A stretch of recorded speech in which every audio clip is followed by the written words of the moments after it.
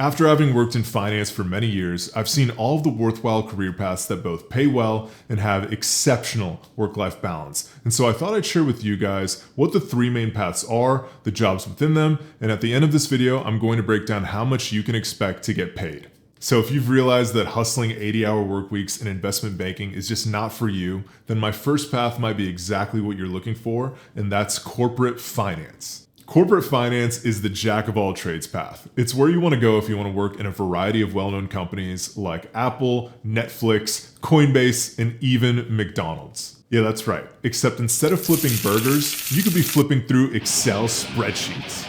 Now, at the same time, corporate finance's work-life balance largely depends on the type of companies that you go into. So if you want to know the best companies to aim for, leave a comment down for me below and I'll make a video on that. Regardless though, all the jobs within this path hover around 40 hours a week, with only a few weeks throughout the year where you might have to work a little bit more than that. Now, the two main jobs I recommend looking into within corporate finance are FP&A, which is really focused on forecasting all of the financial metrics of a business and presenting a financial story to executives to help them make decisions. And then secondly, there's treasury. In treasury, you're really responsible for making sure the company has cash in the right place at the right time. There's a few other jobs that I don't really qualify as corporate finance, but they still have a similar pay scale and around the same benefits. And those really are compliance, tax, and internal audit. On corporate finance though, FP&A and treasury both have a fantastic balance between how much you get paid and how much you have to work. But before we talk about how much you get paid, I want to talk about path number 2, and that is banking. Now, banking, you see, it's a little less chill than corporate finance because instead of getting to vibe out in a casual t-shirt, you might have to dress up every day like you're about to go out to a fancy dinner.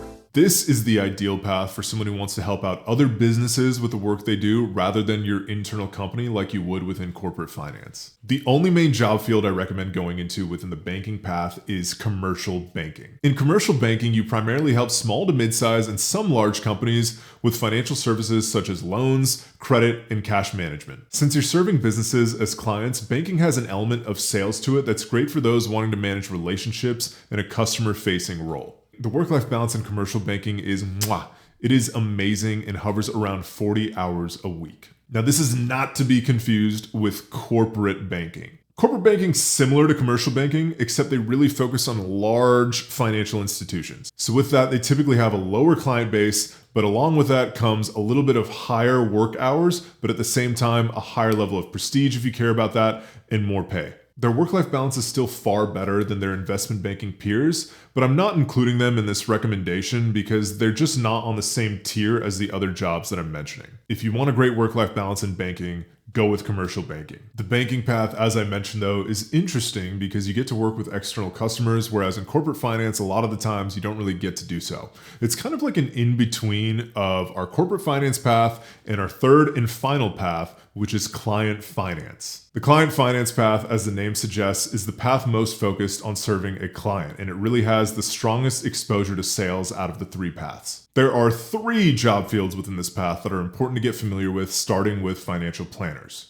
Financial planners guide individuals and households with strategies and services aimed at reaching their financial goals, specifically relating to investments, retirement planning, and taxes. The goal of financial planners is really to build a book of business throughout their career and a lot of clients that trust them for their services. Next is wealth management. And wealth management is very similar to financial planners, except they're really focused on high net worth and ultra high net worth individuals. They not only help with investment portfolios, but also offer services such as estate planning and have a lot more of an emphasis on building a client's wealth. Fun fact though, a lot of wealth managers actually started out as financial planners. The thing is though, that in wealth management, it's really hard to build a book of business. So a lot of people either get burnt out along the way or just don't make the cut of having a successful career in the long run. As I said with financial planners, your goal is to build a strong clientele. And with wealth managers, you're really focused on people with a lot of money. And so you have to have the skills to get those individuals to trust you. In that sense, the job is more of a grind initially and wouldn't start out with what I'd really define as great work-life balance.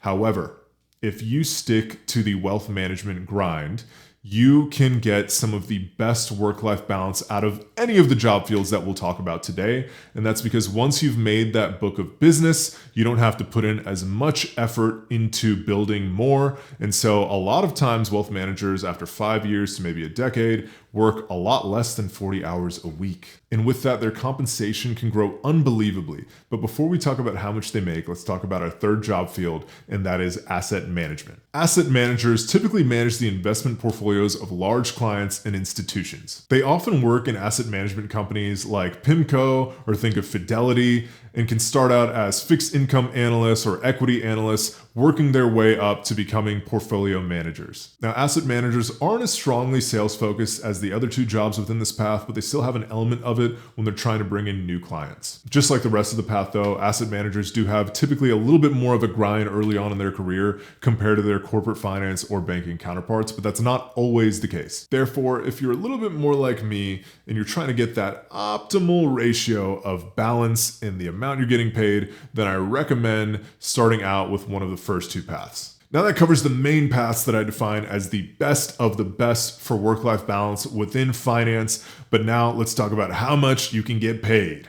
All right, so if you're anything like me, then you could talk about money for days. And any of the job fields within this video could honestly use an entire video on their own of the salary progression throughout the career of each. And so if you want that full breakdown on a specific one, just leave a comment down below of which job field and I'll make a video on it. Now, if I was starting out, I'd care about two things. How much will I make beginning in this career, and how much am I going to make along the way if I eventually do well enough for myself? So to answer those two questions, I'm going to break it down really simply in USD as this. For any of the paths above, you can aim to start right out of undergrad anywhere from $60,000 all the way up to $100,000. The reason I'm applying this range is it really varies depending on what kind of role you go into and what company you're in. Let's say you join FP&A within a tech company and it's remote, you could be making upwards of $100,000. And on the same hand, you can go into a different industry, starting out there, same thing, remote, and be making $65,000. You could also become a financial planner, and you can grind really hard and just not build that book of business that you thought you would, and still make only $60,000 within that first year, which is still great,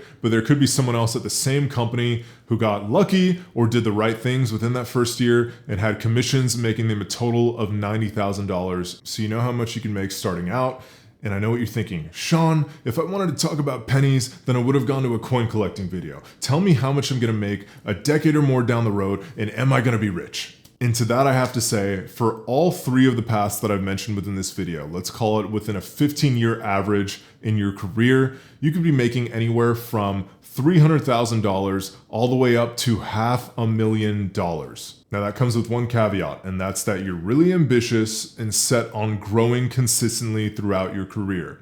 And if you're watching one of my videos, I'm assuming you probably are. But maybe you're wondering, Shawn, no, I don't want to have to make a choice. I don't care about the risks. I just want to know which path can I take to make the most amount of money. And to that, I really have to say, you probably are going to want to go with the client-facing path. I mean, come on, it's obvious. It's sales. It's not based on the amount of hours you put in. It's based on the amount of clientele you bring in. And so with that, especially with asset management or private wealth managers, they're both going to be making upwards, potentially, if you do very well for yourself, from $700,000 to even $1 million or more per year. Also, with being a financial planner or a wealth manager, you have a higher likelihood of making your own company or building your own business and just having clients directly pay you because of the skills you've built throughout that career path. And on top of that, eventually one day you're probably going to work less hours than the other two paths because at some point you're going to just be maintaining your clients and not constantly seeking to keep building more. Yes, in commercial banking, you can eventually become an MD and try hard to transition to a corporate bank where you could be making 700 to even $1 million or more per year. And yes, within corporate finance, you could eventually become a CFO, but the likelihood of that is probably as equal to me getting to 100,000 subscribers within my first year on YouTube. I mean, yes, it's possible, but is it really going to happen?